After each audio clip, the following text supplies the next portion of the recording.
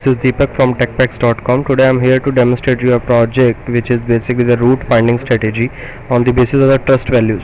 Have you ever seen our another project that is bandwidth based root selection? So this is the another category of that same project. On that we were working on the bandwidth or the throughput of the nodes availability in the network. Here we are working on the trust mechanism, that whether the node are capable of transferring the data securely or not. So the strategy is same, that we have to enter the number of area, then the number of nodes in the network, then the random selection of the nodes deployed in the network. So this is the network which is initialized as per the area given by you and the number of nodes given by you, that has 20 in count. So next step is to give the node number which will be taken as source and the destination. So I am taking 9 number node as a source and 14 number node as a destination. So let's see what actually they happen.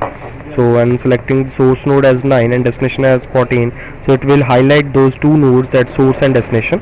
When I press enter, it will proceed to the next of the section. So you can see these are the finalized results which are obtained with the trust mechanism, and this is the finalized route which it has to follow as per the trust of node to node.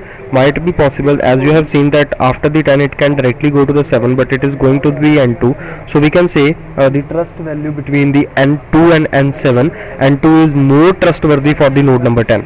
So this is how it is calculating the destination, source to destination route. So hope you people like this video and can further proceed in these projects, and for the further helps you can visit our TechPacks portal and get the details of the project. Thanks for watching the video. Keep in touch and get more project ideas.